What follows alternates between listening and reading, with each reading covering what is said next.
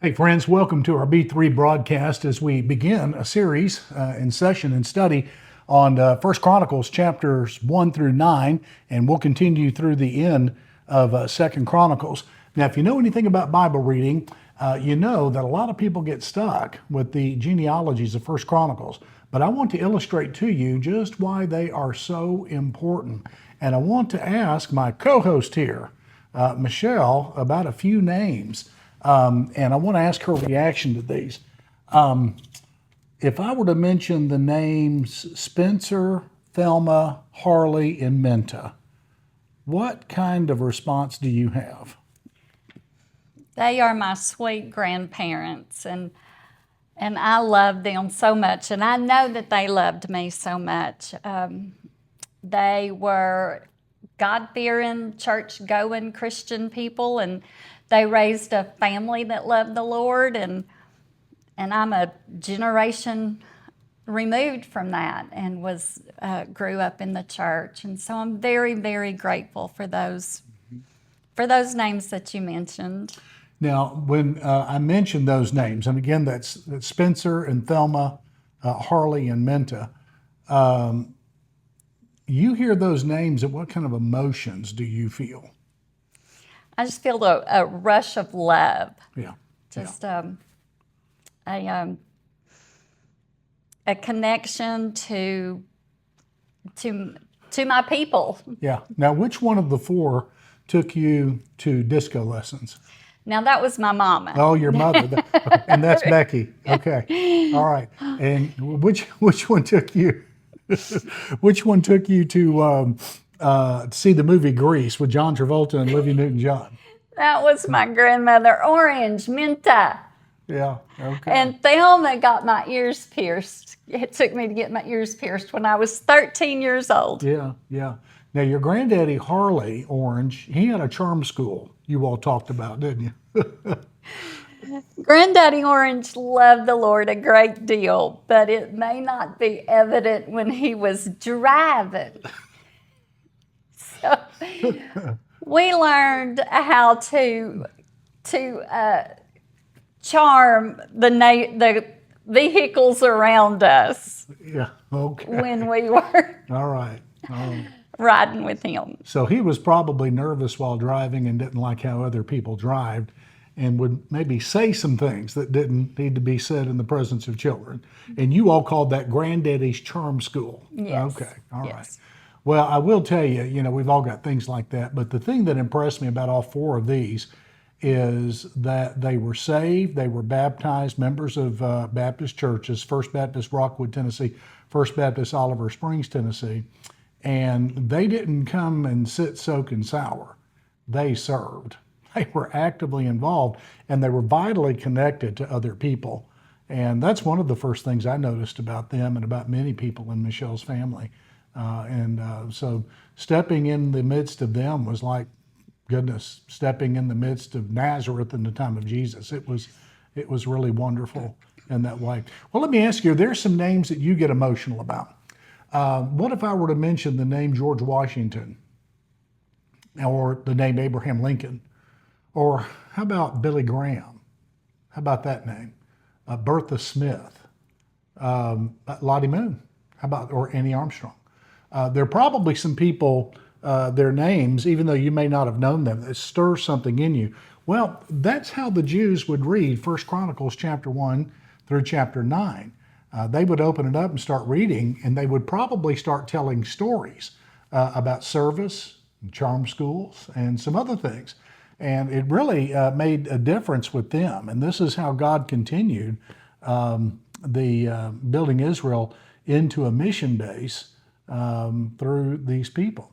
Now, you wanted us to catch us up on the history of Israel. Just a real quick recap. Remember that the divided kingdom has happened. So we have the northern and the southern kingdom. We ended with the southern kingdom of Judah being carried off into captivity. Now, a couple hundred years before, the northern kingdom was taken to exile. The northern kingdom is already in exile. So the southern kingdom of Judah was carried off into exile, and it was a very terrible, heartbreaking, awful thing. We know from reading the scripture that the Lord allowed that to happen because the children of Israel were not living for the Lord, even after all the things that the Lord did for them. Mm-hmm. So when you think about kind of where we are in Jewish history, it seems like there should be this loud, triumphant music that King David has got this shiny kingdom ready to hand it off to Solomon, and Solomon can do no wrong, right? You know, King David was a warrior, so all that's been done, and just ready to dive in and just really take off and succeed and just have a whole nation that loves the Lord. And that's not what happened at all. And so we've read 1st and 2nd Kings, and we see how the kings led the whole country into idolatry and into sin on top of sin on top of sin. So instead of having this amazing, shiny new kingdom, we're getting ready to really just change the world, these people who have been in exile, the Jewish nation of Judah, they were carried away, and now they are coming back home. And so what do? The very first thing that they do is go over the genealogy. I kind of see it as a time for them to recenter themselves, recommit themselves, remember who we are. They are coming back home, and their homes have been destroyed, and we have to figure out where to live now and where are we going to worship, because our temple's all smashed up. And we think that Ezra wrote Chronicles, both of them, 1 and 2, and Nehemiah was a part of probably his research team, getting together some facts. But let me say, anytime Scripture has list of genealogies, never ever think, oh, it's just the genealogies. Oh, no. Those people were real. Those names meant something. That's why we still have them. That's why we still talk about them. And you know what? That's actually how the story of Jesus begins in Matthew 1. Yes. With the genealogy. So that's really significant. Sometimes we have a hard time appreciating it, but if it were your family, you would appreciate it. Exactly. You would. So, well, let me give you a little introduction to 1st and 2nd Chronicles. Some of the material in 1st and 2nd Chronicles, which were originally one book, are very, very similar to Samuel and to the Kings, the 1st and 2nd Kings.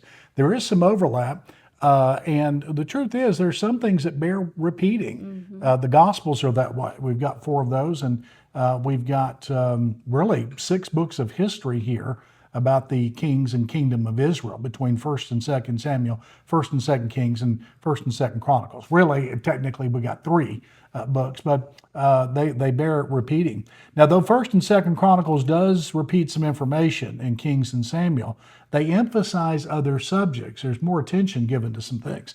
In the Chronicles, there's nothing about the northern kingdom. It's only about the southern kingdom, Judah and Benjamin. And then when they return, a few came back from Manasseh and Ephraim. Otherwise, they are dispersed. But the subjects that receive more attention are the line of David, the Levites, the temple, prayer, and spiritual life. Mm-hmm. So 1st and 2nd Kings, the emphasis there happened to be on the prophets and their relationship with the state, especially the king. So you find a lot of Elijah and Elisha in 1st and 2nd Kings. But in Chronicles, you find more of a focus on the temple and the priests. Right. And so God gave all of these to help Judah and Benjamin to thrive and survive in this new world. Now, God sent Judah and Benjamin, and beforehand, the 10 tribes of northern Israel, into captivity because they were polluted with idolatry. They had a very toxic environment there spiritually, and preaching was not sufficient. And so they had to be forcibly and violently removed to purge them of that. And when they came back, they never had a problem with those things again. You see, God isn't just really building the military or economic structure of a nation in these books. God is building a mission base, and their spiritual life is most important. And that's what's emphasized in Chronicles. Now, let me make a few points about chapters 1 through 9 in First Chronicles. These chapters do consist of genealogies, and they served Israel so that they might know who was who and what went where, and who served in that way. The Levites and the family of Aaron were especially important in all of that, and it inspired their hope.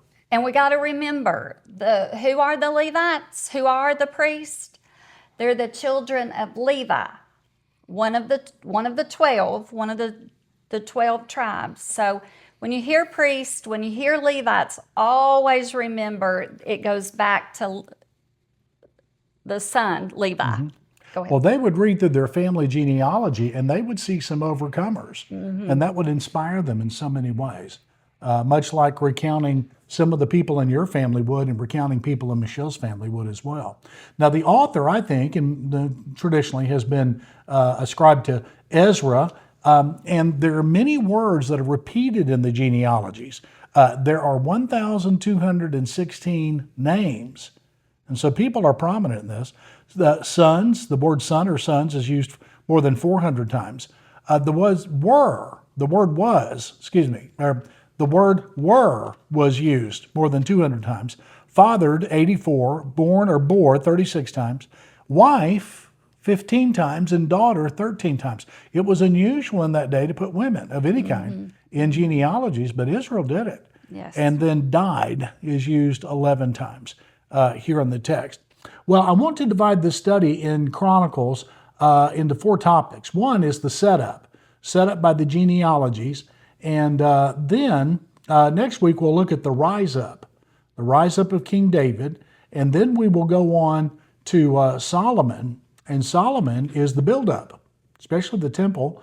And then finally, the rest of Chronicles, 2 Chronicles 10 through 36, is the crack up of the kingdom. So let's look first at these first 9 chapters and how there is a setup. These people are set up for great success and great recovery even.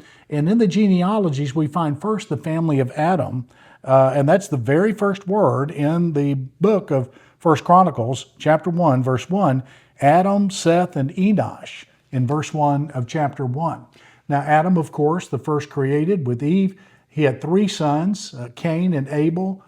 Cain was banished because of his murder of Abel. Then there was Seth, and we come through the line of Seth. And then it goes on. So the author of First Chronicles starts all the way back in the book of Genesis where the story of God begins. And really, the story of building Israel into a mission base does begin in the book of Genesis. And that is very, very significant, very, very important. And they go from Adam to Noah, and then Noah to Abraham. Now, the thing I want you to notice here is that the truth is that these folks are not Hebrews yet. They're not Israelites yet. In chapter 1, verses 5 through 26 and 32 through 54, chapter 2, verse 3 and verse 34, chapter 4, verse 18, we find some Gentiles here. And so God is always reminding us about his intention to include the Gentiles, which really burst on the scene in Ephesians chapter 2. And so we find previews and hints, hors d'oeuvres, if you will, here in these chapters of what is eventually to come when God begins to include the whole world in his family. Then it goes from Noah to Abraham. It follows the family of Abraham and then the family of Israel. One of those, of course, is Israel. Then there are the sons of Judah. There's a lot of concentration on that genealogy in chapter 2. And you remember Jabez, who prayed that God would bless him and enlarge his territory, put his hand upon him, keep him from evil, so he wouldn't cause any pain. Well, Jabez had such a strong prayer life, and God blessed him so much that in chapter 2, verse 55, they named a town after him, and it was a town for scholars where they resided. Then there's the family of David. There's a lot of attention there. And notice in chapter 3, verse 5, one of the names of the sons of David, Nathan. David had a son and named him Nathan. And it was Nathan that confronted him about his sin. And David had so much appreciation for the prophet Nathan, he named his son Nathan, faithful of the wounds of a friend. And then we've got here as well the family of the Israelites tribes. There, of course, is Jabez, as I just mentioned in chapter 4. And it reminds me, God is always looking for people that are filled with pain and prayer. And when they are, he can bless them and use them powerfully. God is attracted to weakness. So if you're ever feeling weak, you're a perfect candidate to be used by God. Absolutely. And blessed by God. And so there's the family of Judah, Simeon, Reuben, Gad, Manasseh, Levi. A lot of attention given to the family of Levi, because from that comes those that would coordinate and arrange and handle the temple, and then the family of Aaron that would handle the duties in the temple. Issachar, Benjamin, Naphtali, Manasseh, Ephraim, Asher, and then the family of King Saul.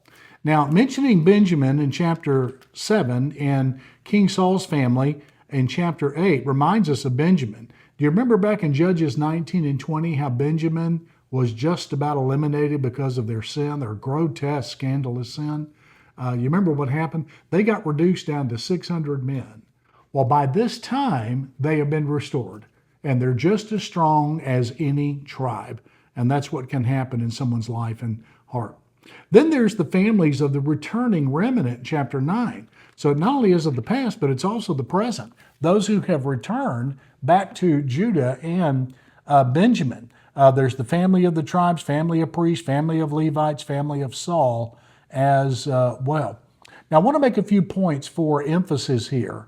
And one point deals with people. In chapter 6 and verse number 15, I want you to take a look at that real quickly. Chapter 6 and verse number 15, it says here that Jehozadak went along when the Lord led Judah and Jerusalem into exile by Nebuchadnezzar. The Lord led Judah into exile. The Lord led them. God was in control of that. It looked like everything was chaotic, but it was organized. It looked like everything was coming apart, but it was actually coming together. Because God was getting Judah into a foreign nation.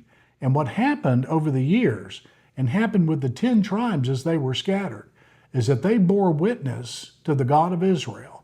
And they had the Old Testament translated in AD 250 into Greek, the language of the universe, and they witnessed and they shared the message of the Old Testament, the coming Messiah, so that in the first century, when the apostles went outside of Israel to preach the gospel, they found synagogues and they found crowds ready to open their hearts to Jesus. So God's plan does not retreat. God's plan necessarily advances through all of this. And this is what God does with people. Ordinary humans and ordinary human events are all acts of God by which he keeps his word and advances his mission. In the genealogies, with the exception of just a few people like David and Solomon and Saul, these people are not very well known. There's no other record of them except the mention of their name one time in these genealogies. It reminds me of George Bernard Shaw. He said, "There's no such thing as a great man or a great woman. People believe in them just as they used to believe in unicorns and dragons. The greatest man or woman is 99% just like yourself." There are really no great men. There are really no great women. They're just ordinary people that find themselves in extraordinary circumstances, and God blesses and raises them up. And so that leads me to say, God can use you. Doesn't matter how ordinary you are. And he used these ordinary people to build a mission base, and it worked. The gospel went up into Europe and jumped the pond. It went down into Africa and jumped the pond, came over here and built the largest missionary sending and supporting nation in the history of the Christian faith. So these people were ordinary, but they were used by God, but they were also family. And the thing I want you to remember is family can help, and sometimes family can hold you back, but it doesn't have to be. You can make personal choices no matter what your family background and heritage. You don't have to be like the rough and difficult people you came from, and it's not guaranteed that you'll be like the awesome and very Christ-centered people you came from. You've got to make personal choices. Family is no guarantee, positively or negatively, and that's what we find here. But there's also something else here that's really interesting, and I want to summarize this in the word point. A lot of times people's lives in in First Chronicles especially, chapters 1 through 9, are reduced down to a single point, a single statement. And Ezra makes little aside comments about many people in chapters 1, 2, 4, chapter 5, chapter 6, chapter 7, and chapter 9. Chapter 1 and verse number 27, he makes a comment here in this text about Abram and mentions Abram's name and then says that's Abraham. He elaborates on that because with the name Abraham, Abraham now becomes the father of many nations.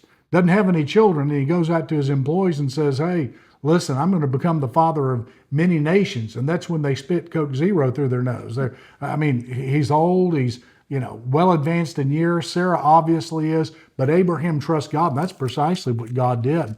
Then chapter 2, verse number 3, talks about Judah's firstborn, and how God took his life because of his sexual sin. And then we've got chapter 2 and verse 7. The son of Carmi was Achar, or Achan, the one who brought disaster on Israel by violating the ban. And you remember that in Joshua chapter 6 and chapter 7. He took some things from Jericho he wasn't supposed to take. And 36 Israelites lost their lives as a result. Every life can probably be summarized in a statement. And it's made me think about what I want my life to be summarized as. And a lot of times these statements that are a summary of our life will find themselves on our headstone. Family members will put them there, and they'll summarize our lives in a few words or maybe a statement. I want mine to be good news all the time. That's what I want mine to be. And in fact, what I'd like on my headstone is I would like a motion-activated voice recorder. And whenever someone passes by, my voice will come on and it'll say, hey there. Can you imagine that happening?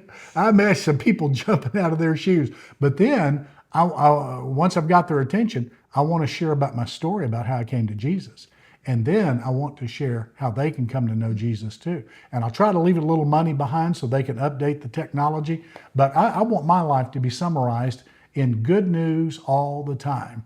Even when I'm gone, I want people to be able to find the good news of Christ. Now, I got that idea from Larry Norman, who's the grandfather of contemporary Christian music. Larry passed away in 2007. And when he died, he had his brother bury him in a cemetery in Oregon. And he had a mailbox put next to his gravesite. And in the mailbox are CDs of his music so that anybody can come by and pick one up. And his gravestone reads, Evangelist Without Portfolio.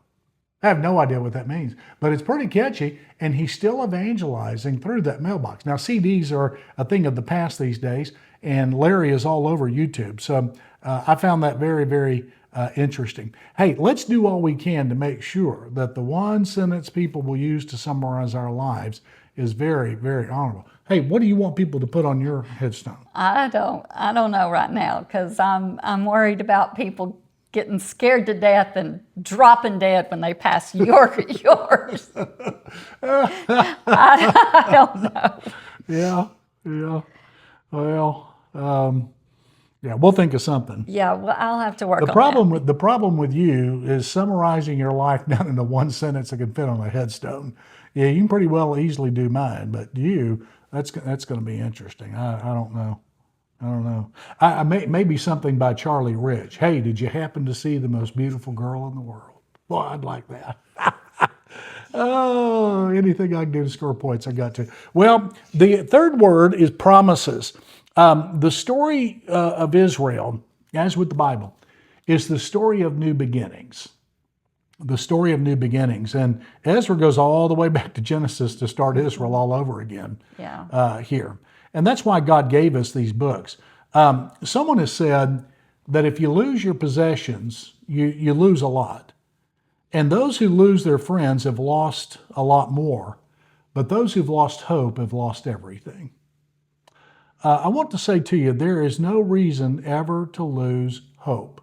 And these books witness to that. A better day is on the way. We've always got to believe that. And I don't know what you're going through or how your heart's been broken or how you've been disappointed, but never lose hope. There's never good reason to lose hope. The moment you lose hope, you become detached from reality. It's not real. You're not thinking real thoughts. The truth is, God is on his throne, and he's not panicked. And when you look into his face, you see no panic. All you see are plans. God's got a plan to get you out. Now, because we are surrounded by people, there's always going to be people. God always acts on the behalf of his promises, and he is someone that comes through. And the thing I want to share with you here is that as you compare the lives of David and Solomon in Chronicles with Samuel and Kings, you're going to find something rather remarkable. And that is, David and Solomon's sins are not mentioned in 1st and 2nd Chronicles. God lets it go, never to be mentioned of again. Corrie ten Boom said that God cast our sins to the depths of the sea, as the author of Psalms 103 says, cast our sins into the depth of the sea. And she said he puts a sign on the water that says, no fishing. And that's what God's willing to do with sin and guilt. He's willing to cancel it. So David and Solomon were able to live past their sin and guilt. And that's so encouraging. And then finally, there's a path. The word path is something that comes to mind as I read chapter 9, especially beginning in verse number 17 to 24. Here's the story of the gatekeepers at the temple. There were people that their only job was to stand at the door, their doorkeepers, gatekeepers, the door and the gates, and to open them for people and to close them. Now they were standing there because some people could get into the temple area and the temple, and some could not. Those that had leprosy could not get in. Those that were eunuchs could not get in. Those that were maimed and physically disabled could not get in. So there were gatekeepers, there were doorkeepers. And Jesus is the gatekeeper and the doorkeeper of the kingdom. And he's the one that determines who gets in. And anybody who trusts him by faith can have access to Almighty God. Because he said, I am the way, the truth, the life. No one comes to the Father but by me. But if we come, we can have access to him. I also think that through your prayers, you're a gatekeeper. You can determine what reaches the people in our church family and in your family by your prayers. You can build a gate. You can build a hedge around them by your prayers. In fact, Satan complained about that with Job. He said, you put a hedge around him. I can't touch him. And that's because we can do that because we can pray and we can seek the Lord and his face. Well, this is 1st and 2nd Chronicles and a good introduction. We've gotten a little bit ahead of ourselves for the next week, and so we've gone into the following week because I wanted to cover all these names in just one session. But this is pretty interesting. What do you think? I do. I love it. I love this part of history. I love what God does and how he walks with people during this whole time. But as you're reading these names, like David said, so many of them are people, words, names that we don't know. We can't pronounce them correctly. We don't know how it, never heard of them. Every now and then you're going to come across somebody that you do know, a name that you do recognize. And I do want you to take notice how many of them are women. Mm-hmm. And David mentioned that, there's a handful throughout where the Lord honors women. And I think that's a wonderful thing about the Christian faith, that when Jesus lived on earth, Jesus always elevated women And Christian faith as a whole elevates women. And part of that elevation is the protection that comes from being under the leadership of a man. But just as you're reading these names, you will recognize some of them. Some of them you will think, oh gosh, I know her, or I know, let me look them up. Take time to do that, and you will go, oh yeah, because it all fits together. It all fits together. And there, you got the final word. And let me say, thank you for joining us at our fireside chat.